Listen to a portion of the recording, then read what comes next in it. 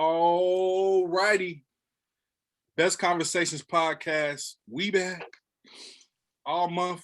I've been telling y'all we're highlighting the females that's doing great things, positive things in the community. And tonight we have another beautiful queen online that's gonna tell us about her legacy, her business, and how it all got started. So first time to the podcast, I want to welcome everybody, Miss Cassandra Mcneil. How are you doing? Hey everyone. Hello. How you doing this evening? So quick backstory, me and Miss Cassandra bumped into each other at the Black Flea Market here in Raleigh. Um, my wife was interested in her beads, which you see she has on full display on her wrist. Um, but she put the waistband beads around my wife, and it was just a beautiful experience. And you were such a beautiful soul. And I was telling my wife when we got done, I said it'd be amazing if I can get her on a podcast. So that's how we eventually ran into each other. Miss Cassandra, um, tell the people a little bit about yourself and about your business. Okay. So I started, And am I saying your name right? Cassandra? yes, Okay, Cassandra, either or. okay, gotcha. Yes. So my business is one of those, I guess they're calling it pandemic businesses. When everything shut down in March, I was working remote. I had my child home with me. I've wanted to make jewelry, let's say, for the last 5 years. I just didn't have the time to do it. So that presented the perfect opportunity. So I didn't officially start my business in March. I just started the research, making jewelry, buying Bass supplies, and here I am a year later, and I'm so thankful that I started. My business name is Sapphire23. We make hand beaded bracelets, waist beads, earrings, necklaces, anklets, anything we can put beads on, we try. Mm, So that's my background with my business. Professional side before the business, or while I'm operating my business, I'm also a corporate recruiter. So I help companies find the right employees. So hmm. that's what I do from 8 to 5. At 5:01, I start making my jewelry. Gotcha. Amazing. Now, we all seen a very humbling, hard times in 2020. What was one of the biggest lessons you learned from 2020 during the pandemic? One of the biggest lessons that I learned is learning how my daughter learns. That was the most powerful takeaway from 2020. And it helped me learn how to support my child's needs, how to be that present parent, that patient parent, and not only making sure her needs are met at home, but also making sure the teachers hear, listen, and we work together to apply what my daughter needs. We turned her grades around for some C's, a few D's, and most recent report card, she had 4 A's and a B. Blessings, blessings, blessings. So for me, that is my biggest takeaway for my daughter. It helped me say, okay, all children learn differently, which is what I knew, but I learned how my child learns. So it's been a beautiful journey for us with that. so, so your story is a little different. So with most parents, some parents, I can say most, some parents, their kids didn't do too well with the virtual learning. With you think you prefer the virtual learning over going in school? Um, it's a hard toss because going to school, it helps with the social development. Hmm. My child is the only child. I didn't grow up like that. I grew up with siblings. She is the only child. So her being able to talk to other kids, interact with other kids, that made her happy. Now, I'll say my thoughts are partial. I like the virtual learning. I like them going into the schoolhouse. I wish it was an option for kids to work remote on some days, because some days kids need to be home to do schoolwork. Mm-hmm. That would be a nice option. Maybe 5 to 10 years they'll put something together for that. Mm-hmm. So I'm kind of a mixed review with that. Gotcha. So you was blessed to still keep your job during the pandemic. Yeah. And when did you find the free time to say, hey, I'm gonna start getting creative and trying my hand at these beads and this jewelry? That's a good question. It started, things slowed down for my job when COVID really happened. Mm-hmm. The companies, the various plants I was supporting, business slowed down. So that presented free time for me, idle time, to go on YouTube, watch some jewelry making videos, make some bad jewelry, buy some bad materials. So it just presented the opportunity for me to just say, okay, I'm not focused on work. I'm not focused on getting my child to dance practice. I'm not focused on, doing different activities, working a part-time job. I didn't have any focus on those areas. I was able to focus solely on making jewelry. And for me, how I learn and operate, I research everything. So it takes me a little longer to get started because I'm watching YouTube videos, reading books, um, talking to people who are doing the same thing I'm trying to do, and then execute. Mm-hmm. So that's what worked for me. And I made some bad jewelry. Woo, was bad. Really? And, and Hmm. how, how did when you say bad, are you saying the quality or more like the style, or what do you consider bad? All Oh, okay. style. Because sometimes you envision something, then you execute, and it's like that's not what I was hoping to see. Mm-hmm. So buying some jewelry, some beads that the quality was not best. The material wasn't the best material. And that's how you learn sometimes. You gotta make those investments, figure out what works for you. Um, on that journey, I found some things that worked for me worked well for someone else, or Mm-hmm. something that works well for me didn't work good for someone else. So it was just finding, okay, what suppliers do I want to work with? What jewelry should I not buy? Like, for example, pink and purple beads with waist beads. Those beads fade. I didn't know that. I saw a bunch of pretty pink and purple beads and I bought them and they were fading in a few days. So it's just that whole process for me was exciting, not discouraging, because I knew I was committed to the process. Committed to the process. You hear that? Yeah. Committed to the process is such a proper word. Because you have to commit to the process. Hmm. So you can't take the elevator. You gotta take the steps. You have to trust that process and slowly get up there to where you're gonna get. As you continue in this process and you're getting better at your craft. At what point did the light switch cut on and say, I'm gonna take this from just a nice crafty thing into full on business? I started doing it in March. In September, Mm-hmm. that's the timeline I gave myself.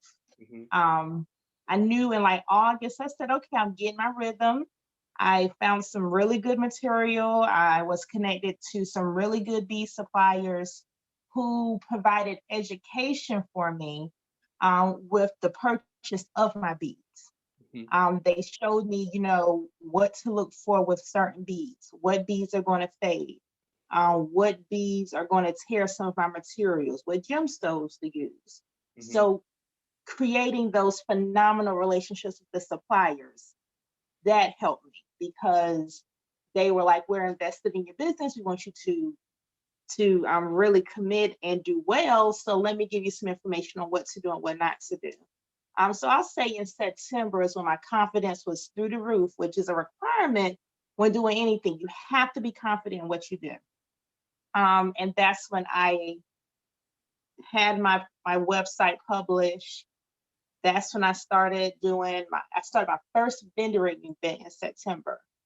And I did pretty well at my first vendor event, which was very terrifying. I can imagine. Speak.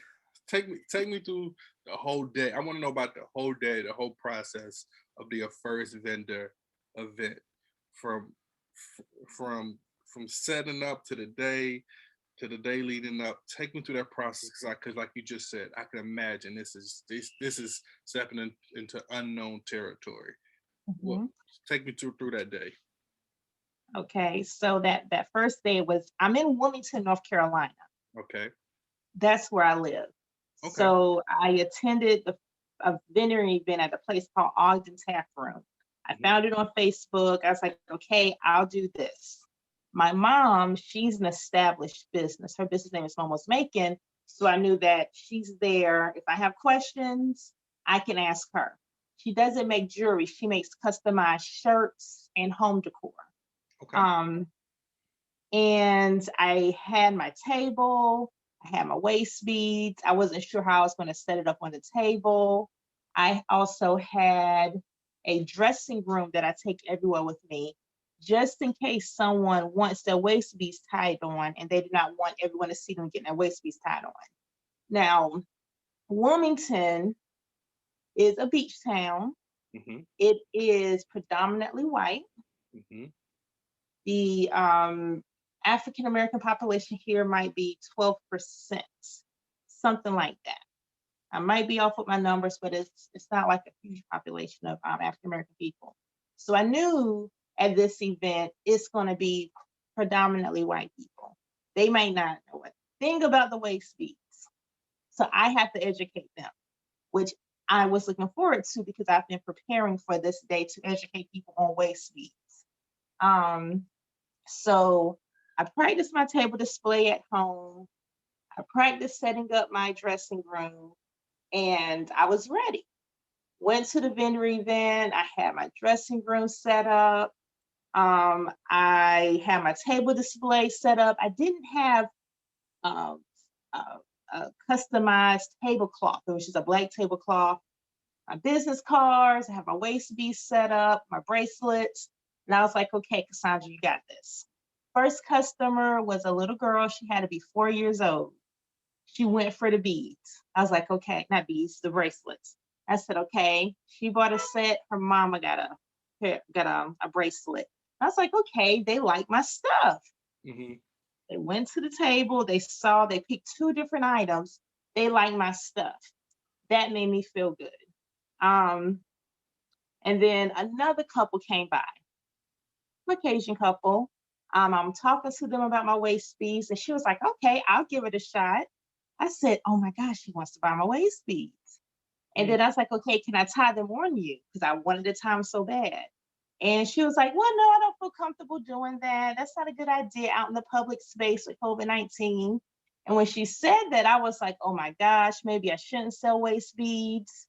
I'm not thinking about COVID, those precautions, getting close to someone to tie waist beads on. Oh my gosh, maybe this wasn't a good idea. Um, another lady came by and she was an older woman. She was by herself. She looked at the bracelet. She looked at the waist beads. I talked to her about the waist beads. She bought a bracelet and a waist bead strand. Mhm. And she let me tie them on her. I said, okay, this is awesome. I tied it on, no issues. She was happy. I was excited. And what that confirmed for me is every customer is different. Mhm. I cannot shape one experience around how my business is going to function, how Right. people are going to receive. I just got to come here, bring my personality, bring myself, my energy, because your energy it got to be on point because people can feel it.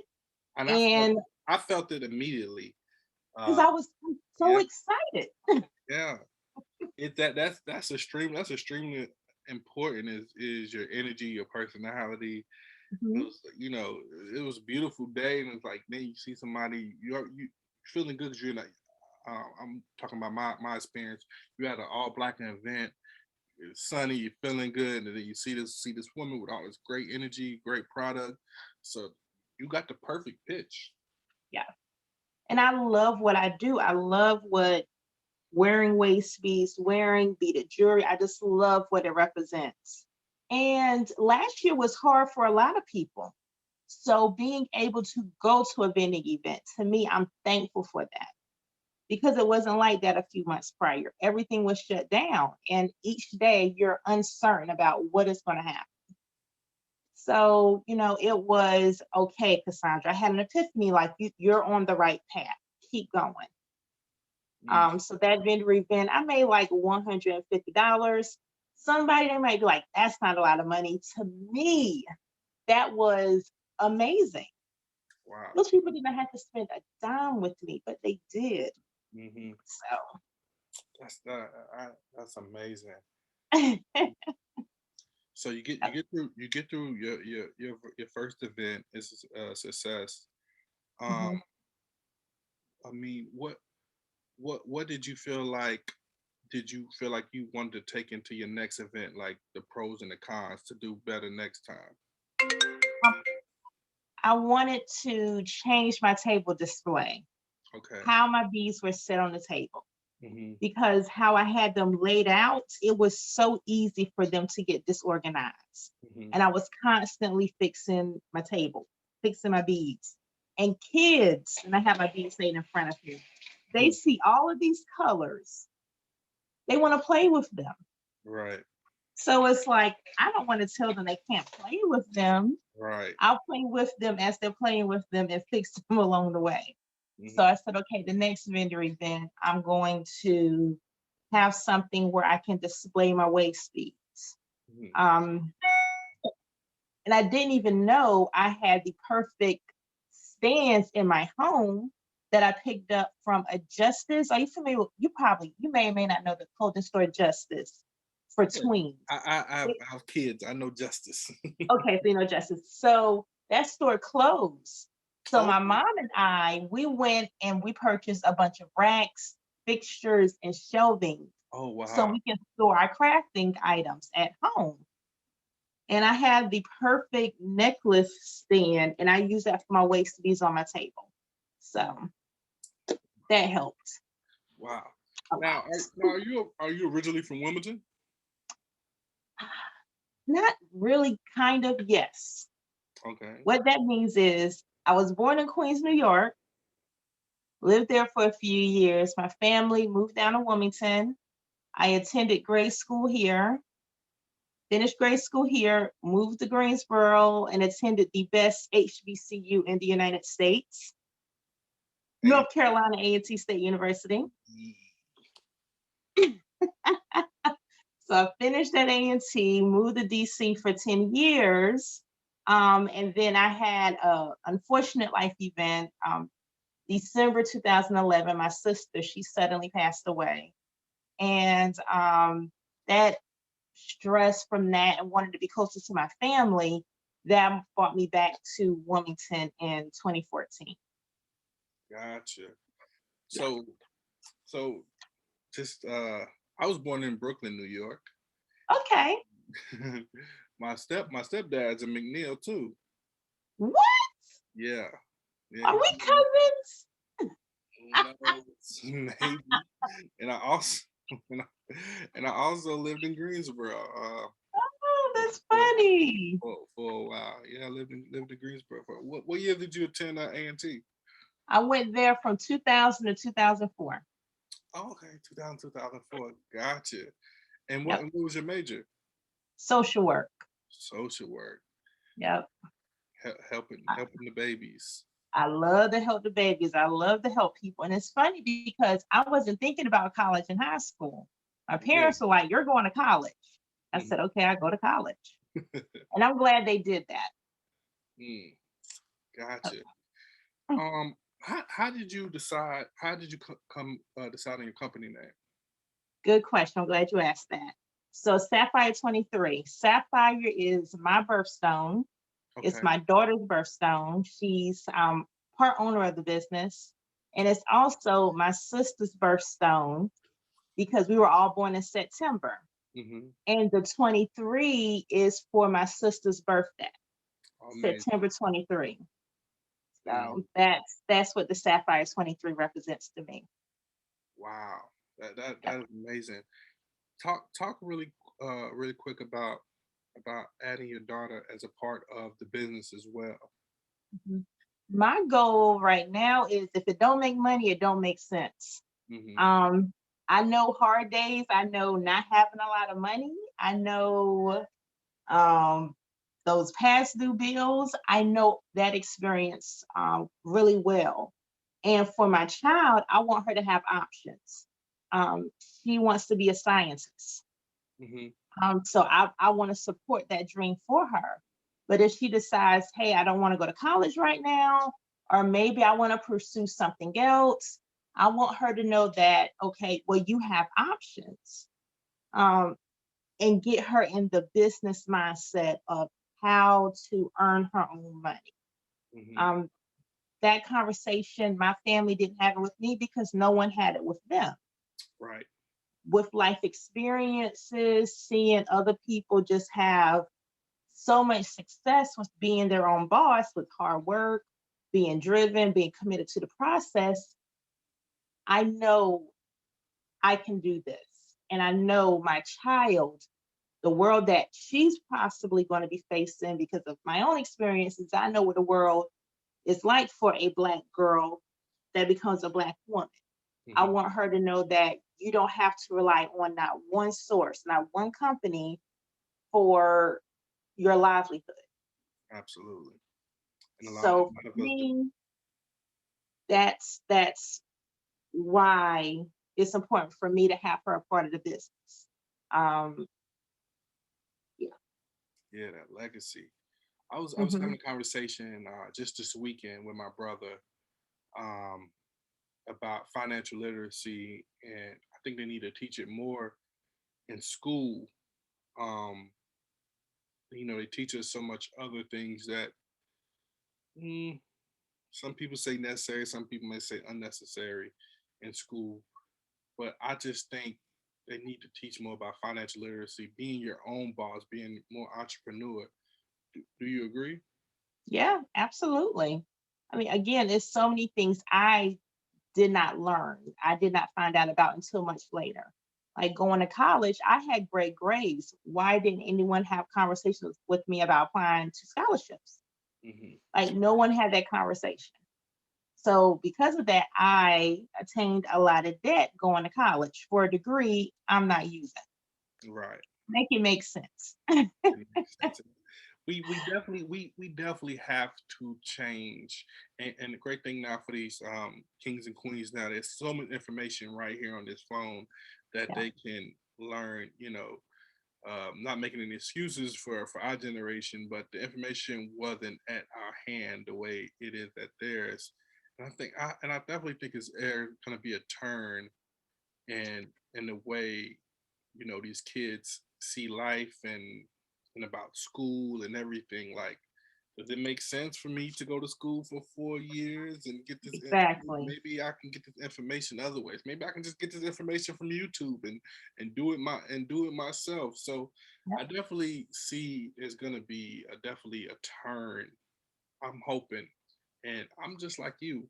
Um, I just want to leave my kids something, um, not relying on the job. If they don't want to go to college, whatever it is they want to do, daddy got them, and and be good with it. Mhm. And you know, I don't want my child to get it out the mud. Yeah. I don't want that for her. I don't want her to get it out of the mud. I want to hand something to her and Hmm. said, okay, you can either keep the family business going. This is what you have. How do you want to invest it? What do you want to do with this? So many other people create these lives for their children so they don't have to stress. Right. So they don't have to worry about how am I going to keep a roof over my head? How am I going to pay the light bill? Maybe I want to take a month off and travel the world. I want my child to have those options. Right. Yeah. Mhm. Absolutely. You being a black woman and working in corporate America. Um. Do do you ever feel discouraged or of maybe I don't get the salary like the other like the guys or the other or the just talk about the struggles sometimes that the women may feel of working in these corporate America jobs. I mean, it's honestly, it's so many layers to it. You have the component of meeting the qualifications, but not being considered for the job because someone that doesn't have any experience or the education, they may get the opportunity Hmm. because they know someone within that position. Right. I've seen that happen in a workplace. Just not having a mentor or sponsorship in the workplace. Someone that's in that leadership position that does not mind saying, hey, I see what you're doing. You have great skills. Let me be your mentor and sponsor you so you can take the appropriate steps to work towards that promotion Hmm. or being considered for other opportunities. I have two amazing mentors, and they're both previous supervisors. So they've been a part of my life and my daughter's life over 10 years now. And I'm thankful for them. I just know that the workforce is making some changes due to everything that came out last year, and that is still coming out this year regarding the systemic racism that impacts Black and Brown people a whole lot. But it's not happening fast enough. Nope. And we can't turn back the hands of time to the many Black and Brown people before us who were discriminated in the workplace, who Hmm. lost their jobs because they're not cultural fits, Right. um, who spoke out about mistreatment and unfair practices in the workplace. And them speaking out, losing their job, it creates an impact for that household, which Absolutely. is the cycle of systemic racism happening all over again. What are we going to do now? I get what we're going to do now, but how are we going to right the wrongs from yesterday? Hmm. Like, I don't care about no apologies. The only thing I want to hear is accountability.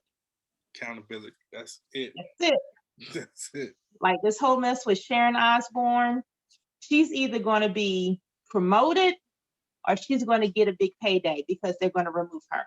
But That's either way, she's going to get something good out of it. hmm And that's how the system is set up for some people. that's it. Um, Mhm. switching gears a little bit.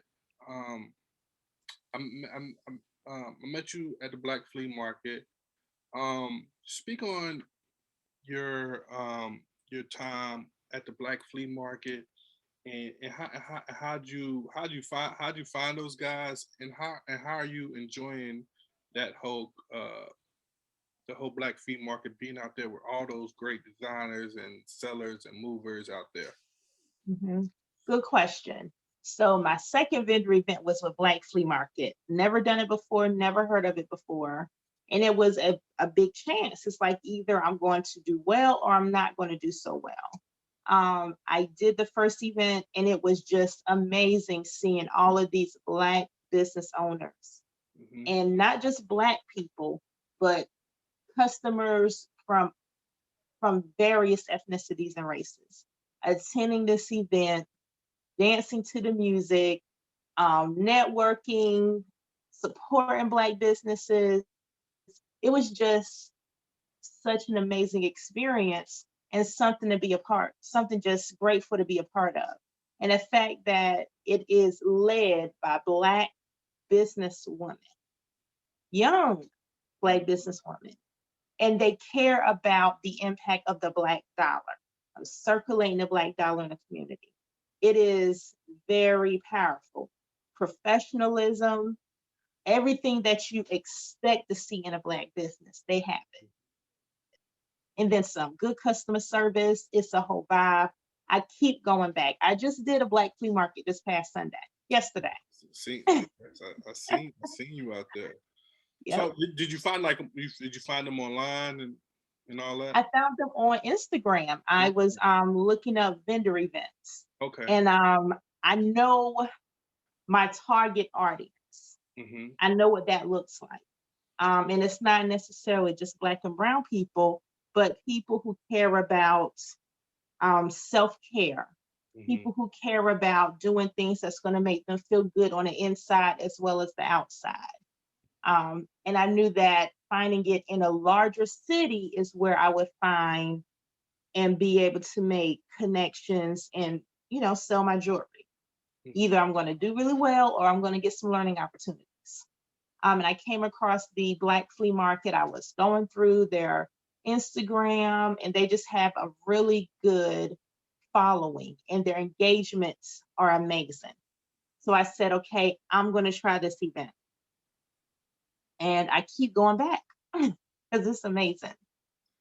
Have you had a chance to check out the new Raleigh store? I think it's called Oh, Blacks the Black Friday, Black Black Friday Friday. market. Yes. I have not. Okay. I have not. Okay. It's amazing. I didn't know if you had any of your stuff in there yet or anything. Not yet. I'm working on getting a steady flow with my business Okay. because with my daughter's school schedule and work schedule, it's like, okay, I can commit like this amount of hours this week to getting my business out there, and I'm generating revenue. And once I get to a certain amount each month, then I'm going to get my items in that store. Gotcha. Now Mhm. let's talk about self-love, self-care. The one thing I love about the waist beads um, is you don't care what the young ladies look like, their shape, their whatever. You making them feel good and showing that self love. I don't care if you just had a baby, the stretch marks, whatever, big girl, small girl, skinny girl. Talk about you know you know uh, the women and making them feel good. It doesn't matter what their waist or what their size is. You Mhm. do that. Yeah. It's so important to me. I know how it is as a woman to have a baby, to have stretch marks, to lose weight, to gain weight, to just not feel like how I'm supposed to look based upon society standards. Hmm. Um, and I've always been a confident person. Um, and I just know how important it is to love yourself. When you love yourself, when you're comfortable with the skin you're in, you'll make better choices. And everybody benefits from everyone that's making better choices. And it's just knowing to trust yourself. God made you the way that He made you. God has you, and He's keeping you every day to be on this earth, no matter what it looks like on the outside, is a blessing. And as women, we're often told we have to look a certain way to receive respect and to be valued by somebody who's not even a fraction of what they're telling other people they need to Hmm. be. And so many women are taking that power back of loving themselves. Like conversations I'm having with people, what I see on social media, it is so many women taking that power back to say, I love me. I don't give a damn what you feel about or what you have to say about it, because it is what is inside of you here and in your mind. Absolutely. So, when I tell people you wear waist beads, you see mine right now, it's because I'm at a vendor event. Typically, I don't walk around my waist beads showing, but I know they're there. I see them every day and they make me smile. They make me feel good about who I am on the inside and outside. And just the history behind waist beads. It's beautiful. Why people wear waist beads? It's beautiful. Yes. And yes, why people wear waist beads. Now, are there any is there any spiritual anything to the beads or any different different meanings to some of your beads? It's honestly what you make it. Okay. That's like the best way I can describe it. Like I have a strand here, and this one is called True Love Okay. because of the blue gemstones, Hmm. and the blue represents truth, red represents love. So that's how I came up with these colors, and to me, I put them together so beautiful. Someone else could see the blue and it might make them think of something else. So that's the beauty of the jewelry that we create. A lot of them, I do have names, they have meanings, they might have a story behind them. Some of them I made them because they're beautiful.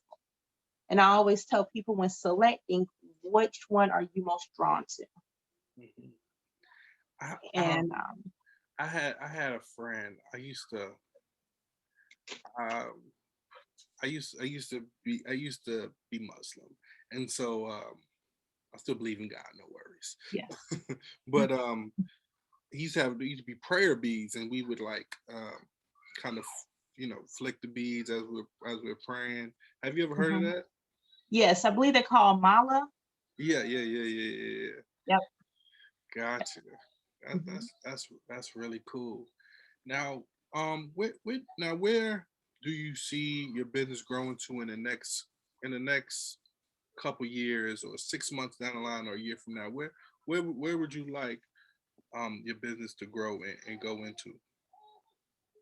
Honestly, I want to sell my jewelry, my beads, my designs. I want to continuously be able to go places and sell my jewelry.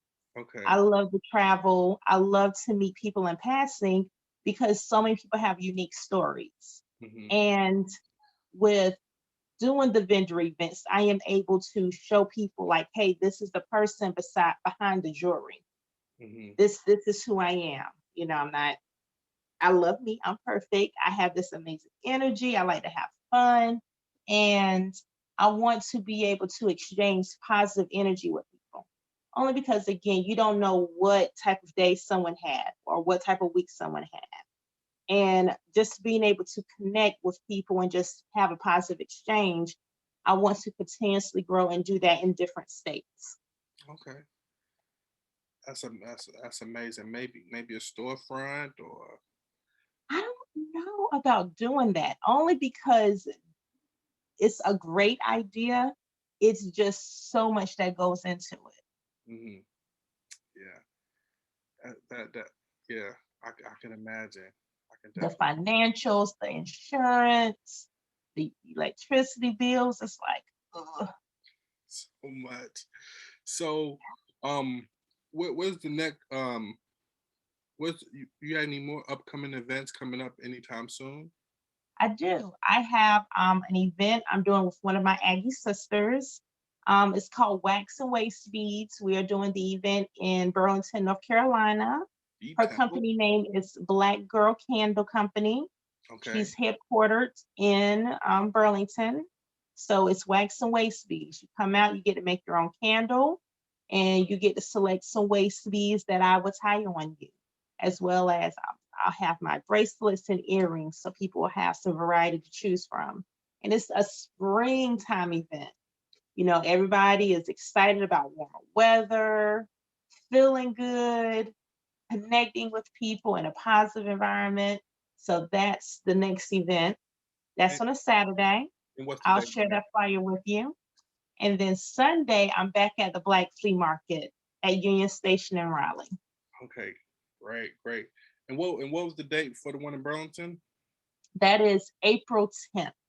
April 10th. And April 10th. in Burlington. And like she said, you can catch her the Black Flea Market on Sundays. Come get your waist beads, come get your bracelets, and come shop with all those great vendors and entrepreneurs. All of them. Yeah. There's so many. The variety with the vendors out there. It is like, okay, I'm trying to make money. I don't want to spend all my money at the Hmm. same time. But they have a really good vendor selection and it is a really good vibe. I mean, as we are at the vendor event, you have people walking across the street, dancing to the music. They dance on across the street. It is just a really, really good event. Really Man, good feel good event. it's definitely an amazing event. Before I let you go, we have to get to know you just a little bit more. So I'm gonna ask you a couple of questions, and just answer freely, nothing too crazy. So if you was trapped on an island, and you can only bring 3 albums and 3 movies, what would those be? Okay, so right now, if I have to think about albums. It would be Hotels by Jasmine Sullivan. Okay. It's in heavy rotation right now. And then Ari Lennox. Okay. I can listen both to both albums cover to cover. And then let me throw a man in there. I'll have to say Jay-Z's album, 444. Oh, amazing. Three great picks. Three Yeah. amazing picks. Now, three Now, movies. movies. Oh, this is a tough one. It's okay. Boomerang, only because I've been watching that one a few times and it's very funny. I Hmm. love it. I love the references in that movie that are so relevant to today. So it would be Boomerang, Clueless. I love Clueless. And then the Temptations movie because it's a long one. Yeah. So good. um, if where would be your ideal? Where's your fantasy vacation landing spot? Where's somewhere you haven't been that you would love to vacation? Africa. Africa. Which part? It's so much to do in Africa. That would be the perfect place. In any particular parts of Africa? Um, South Africa, Nigeria. I'm not too picky right now. Just just any part, just any part Yeah. of Africa. Gotcha. Well, Miss Cassandra, it was amazing chatting it up with you. Before I let you go, I want you to let the people know where they can find your business, the name of your business, and all that good stuff before I let you go. Okay. So the business name is Sapphire23. You can find me online at www.sapphire23.com. Sapphires is with two P's. And then you can find me on Facebook and Instagram at Sapphire23 Creations. All one word, all lowercase letters. Amazing, amazing. So please support this queen and Thank everything you. and everything she's doing. She has an amazing story, amazing journey, and and great work. My wife bought some. She had them on. You made me put them on my wife. I was so nervous. I was like, what?